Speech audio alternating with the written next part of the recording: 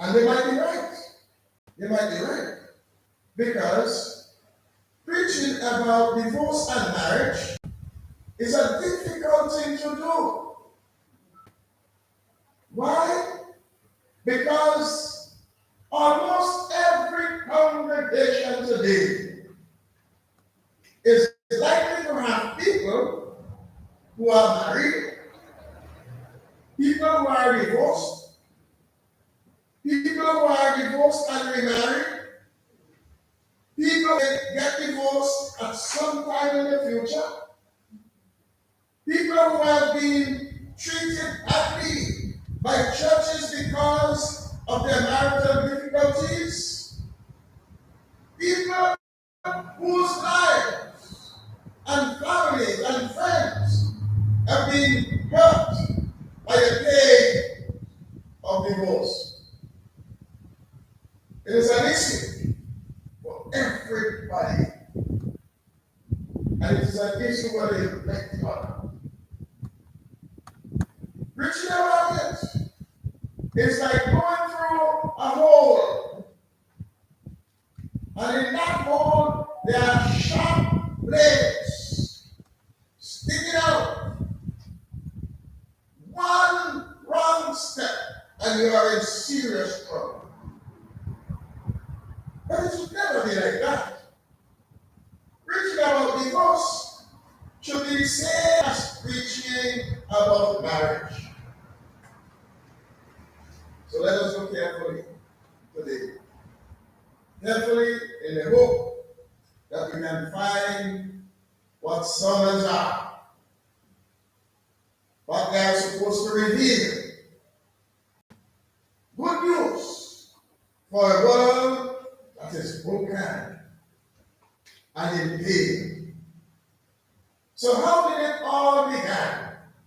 How did it all begin? It started because some of the Pharisees are out to get Jesus. They want to trap him in his words. They wanted to destroy his credibility. The issue of divorce was a controversial one in those days. Whether it is lawful for a man to divorce his wife. Authorities differ on this question. Some allow divorce only in instances of adultery. Others allow divorce for the slightest reasons. I don't know if you have read the stories. A man divorced his wife because his wife was squeezing the toothpaste from the bottom and he was squeezing it from the top. And because his wife would not give it, he divorced his wife. A man divorced his wife because she was snoring too hard. So they go sleep in a different room. Maybe it's one room there, maybe one room there. One sleeper and one sleeper chamber. I don't know that on the right. I don't know how that chamber. One room house. Chamber is where you sleep. All is where we don't have relax. But I know what chamber, I grew up in that. You see? And then, you know, a woman divorced her husband. A woman divorced her husband because the man comes to live. You know what the man do? Divorce the man because he comes to live. So people divorce for all sorts of reasons. And then we have those are the real reasons. The man becomes very abusive. But they never hear about women becoming abusive. But then man must step their blows. You know that? There's something in there. They man must step their lips. When a woman will take a man to court for abusing, being abusing her. A man will take a woman to court for that, and a man take the blows. calmly, softly, and tenderly. But that is reality. That is reality. It's happening. It happens. But look how the incident free.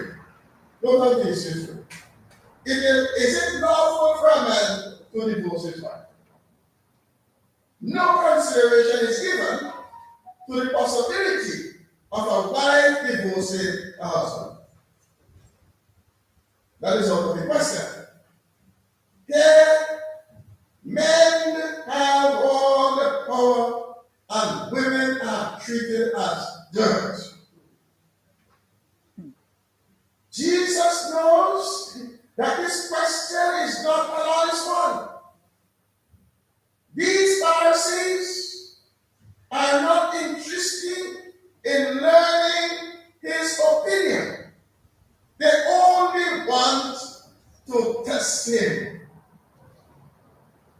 They are only trying to defeat him. And Jesus knew this. And so he responds to the question with a question. Where are the teachers? Where are the teachers today? If you're a teacher, put up your hand. You may go by the I'm a teacher? Huh? No, they want a former teacher, they want a teacher. Present teacher. We have present teachers here. Holy Jesus. So we have to get some teachers in move on. I'll tell you something else. And having said that, you know, in the Methodist church, I discovered that young people in the Methodist church want to be teachers. Why? Stress. But you tell me about one that don't have stress. Tell me one that don't have stress. Because you think my own don't have stress? Why you have more stress than you think about? Sometimes I can't rest well. Because I have to pray for you who is being stressful. But that is reality. You know, I have to pray that Sister Sandra tried to walk safely so she could go out of mountain. Otherwise, I go suffer. It's important. There isn't one job in the world that is not stressful. Even dying is stressful. You didn't know that, Mr. Dying is stressful. And look, here's something. You live, and you live in comfortably. And then, when you die, you throw 6 buckets of stress on your family to bury you. Because someone to bury you in a casket worth 60,000, someone to bury in a casket 30, and someone to bury in a coffin worth $8,000. They got them kind of pick everything up. They got them kind of everything there. People got $8,000 coffin? Oh, okay, very well. Come 5 of us. Well, if I die here, please get one more stuff.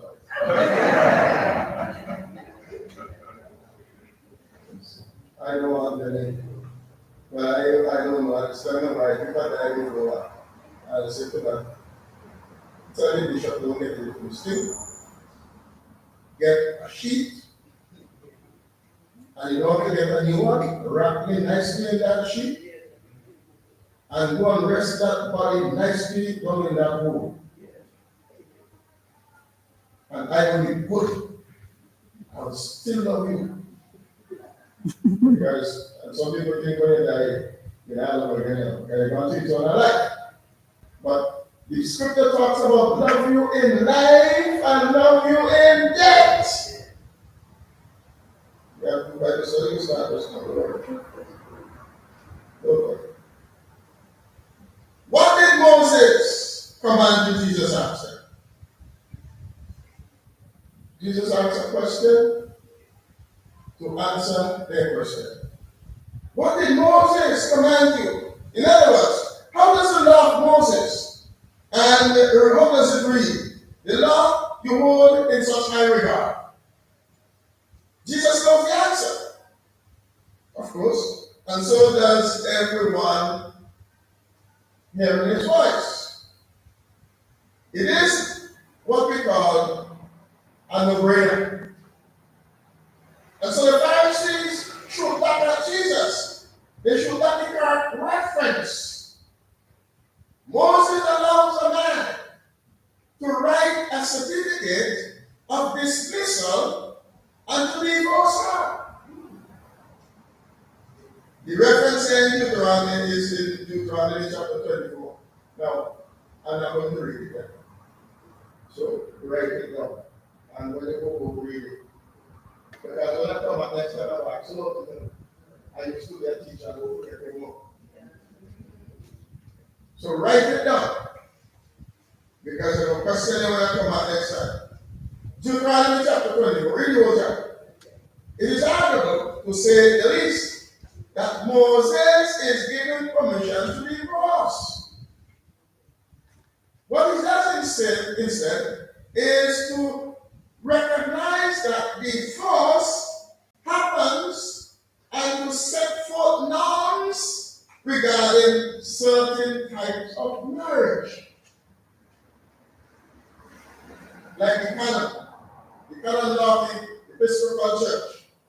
Moses acknowledges that divorce happens here in this world, but it happens outside the Garden of Eden. There's no divorce in the Garden of Eden. Absolutely not. The acknowledgement from the Deuteronomy is turned by the Pharisees into permission for divorce. But remember, here we are talking about a system where men have all the power, where the women are treated unequally, and where a divorced woman has very little hope for the rather than trying to trap Jesus in his words, these Pharisees could have sought to learn something from him. Rather than raising question about divorce, ask advice about how to live faithfully and well within marriage. What an opportunity it is. And you know, people still missing opportunities today. Now, I see Mr. and Mrs. Woods sitting in front of you. Now, those people.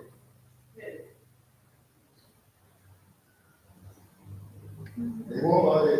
Where? Well, I know the children are in Sunday school. But Mr. and Mrs. Woods must never be seen in the Sangria party. You know what I'm talking about? Yeah, I don't know what I'm talking about. Man, they're talking about empty pews. Empty pews is Mr. and Mrs. Woods. Is that what they make? How come you all don't know that? That is Mr. and Mrs. Woods there.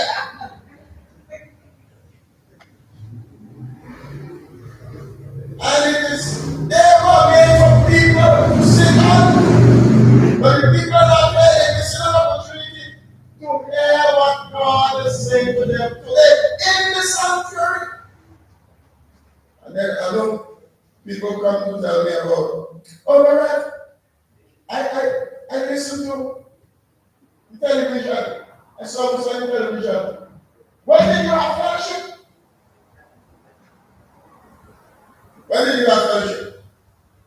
And why I don't know how you listen here. I don't know how that. Never would have. But you get when you're not down in the kitchen, you're cooking, you're going to the bedroom, you're going to this room, you're going to that room, you're going outside, and you tell me you're still listening, and then any half hour you preaches.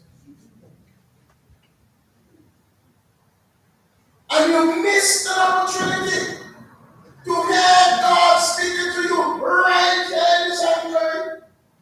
But you gotta be careful, because here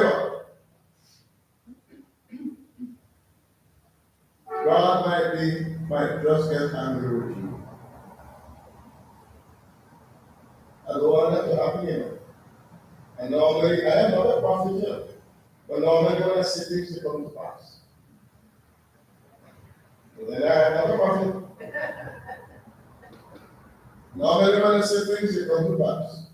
So here, I'm advising you to come to church. Don't miss the opportunity to come unless you're sick. And sometimes when you're sick, it's the devil fooling you. You go to sleep good last night, and you wake up this morning. You don't prepare everything for coming to church. And this spirit just tells you, oh, you never need a energy to go to church this morning. That's what of the devil. And you listen to that. You listen to that, and you don't come to church, and you miss an opportunity with Christ. So then, come to church. Come to church. The Pharisees got the reference right, but they got the spirit wrong. And Jesus lays into them. So he gave me that Deuteronomy passage of commission for divorce, with its demands that the paperwork be in order. Moses would never have written that except for divorce happening anyway, except for the hardness of the human heart. And it is, where does the human heart become hardened? In this world, outside the Garden of Eden. Jesus was pointing his fingers at the Pharisees and saying to them, you all don't get it. Your hearts are hard. If human hearts were not hard in this world, marriages would always work. And Moses would not have written about bill of divorce. Jesus addresses each of us today. He is saying the same very thing to all of us today. Right now. We got it wrong. Your hearts are hard. But please know this, and note it well. He is not just challenging the divorce among us. He is challenging every last one of us. Even if we have been married happily for 60 years or more. Well, let me see if anybody here married 60 years. Anybody here married 60 years? Anybody here married 60 years? Okay, let me start with that. Yeah, married people in here? All those who are married, put up their hands. Married people, put up their hands. Right. Thank you very much. Anybody 60? 60 years? Yeah. Blessings on you. We never die. So he just started and they say, married. He said, married until he did. And but they not when they get to heaven. There's no marriage there.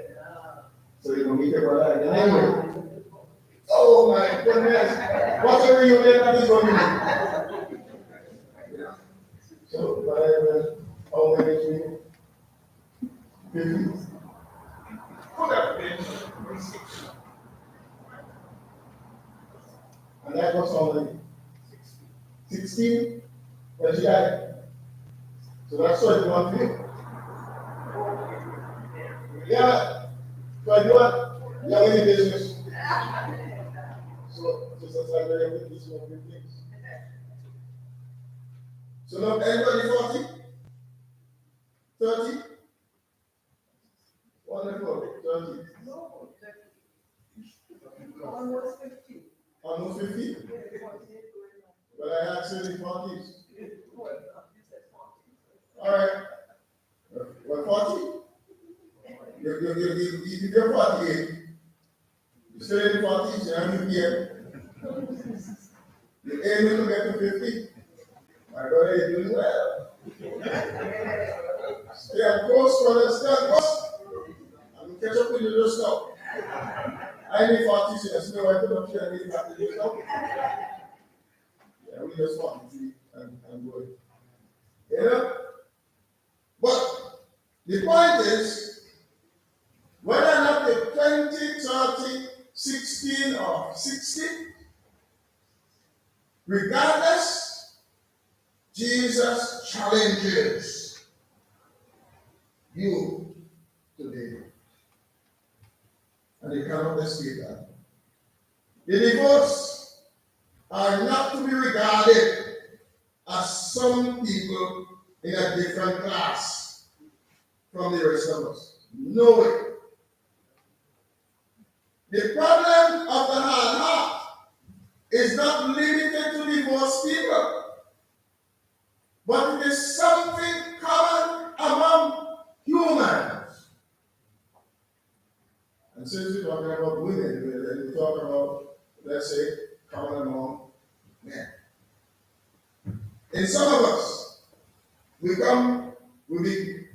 becomes manifest in a marital breakup. Now, I am told that in woman will have marriages that break up. Is that true? Eh? What are they answering? Answer me that. You got marriages that break up, woman? Holy Jesus. See what the teacher said? Where is that? That one was on the school. I see.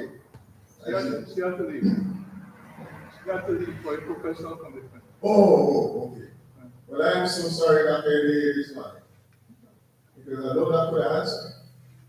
Good teacher. You know? In others, it shows itself in a marriage that remains together, but is lifeless. You understand that? Yeah? No. As we say, it was not for the children. God. You know that kind of thing? Yeah? So, you live in the same house, under the same roof, wife now for husband, husband now say morning, husband now wash your own clothes. And another thing, right? But, serious, you know? And you hear them say, when they stay there, because something they can stay there. If that very day, God, nonsense. Nonsense. In others, hardest of heart appears in a failure to forgive friends and family. It appears as a judgmental spirit towards our children, towards our parents, or it appears in any other form of sin which we humans become trapped in. The divorce are not worse and not better than the rest of us. They're not worse than us and they're not better than us. We all find ourselves in the same place. Where are we? Outside the Garden of Eden. But then Jesus stops talking about our hearts. And he said, he takes us by both hands. You know what I mean? I raise my right hand. But he takes us by two hands. Everybody has two hands, right? Yeah? Anybody in here with one hand? Because the thing is, sometimes them two here there, but one you could only use. Yeah? And if I use the thing, then you have it. Yeah? Say it again. Useless. Like useless? Yeah? What? It's open up there.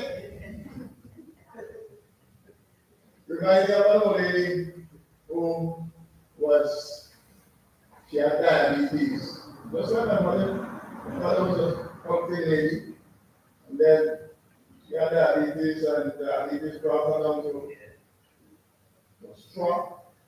And then when she was dying, she had some back toes and diabetes, and went to the hospital, and the doctor said they were going to take her to the dog.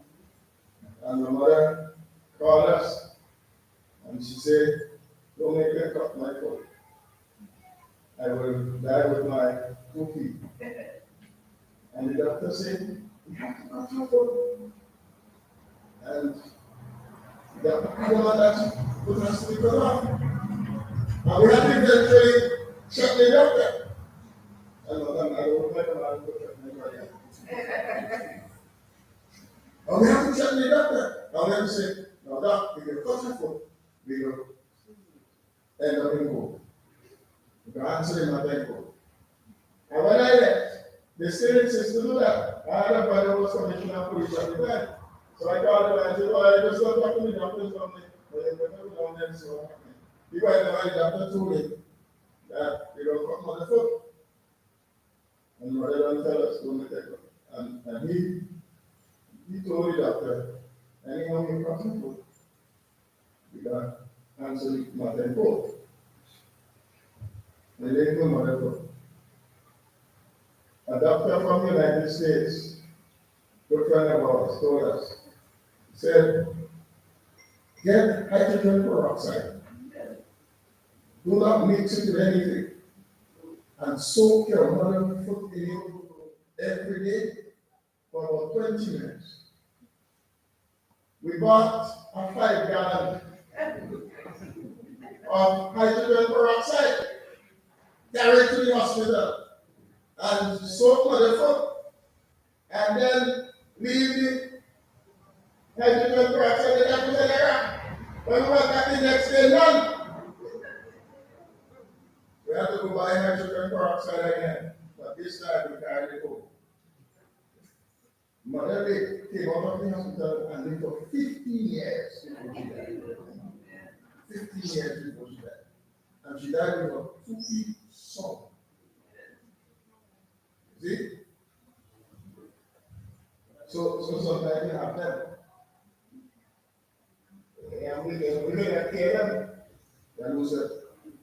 You know? So, the divorce is not better than us, no, worse than us. We all are in the same place. So Jesus was talking about our hearts. He said he takes us by both hands and he looks at us with an expression of compassion. He looks at us with an expression of hope. He looks at us with an expression of remembrance. Jesus, looking at us with that expression of compassion, hope, and remembrance, calls us back to time before time. Back to when our home was a garden. Back to the intention of God's creation. God made them male and female. Man and woman, yes, man and woman. And you know what God made them? God made them delightfully different. So man is different from woman. Don't you know that? Good boy. Good boy. You listen to that. Yes. Larry, we'll be all right. But God made them wonderfully equal. Delightfully different, wonderfully equal. So, Larry, if your wife tell you that she is higher than you, remind her that we are equal. Equal. And God made male and female, man and woman, intended to be one flesh. No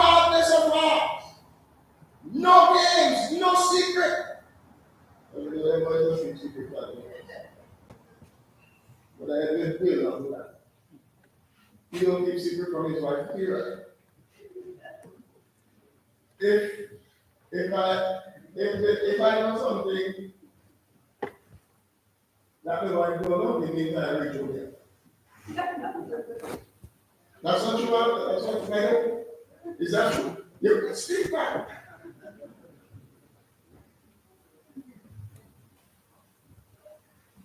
No hardness of heart. No games, no secret. But naked and unashamed. We read in Genesis that the woman was made from the man's rib. It is said in Jewish tradition that the reason for this peculiar procedure is that woman and man might be intimate and equal. Intimate and equal. Woman was not made from man's head so that she should be superior.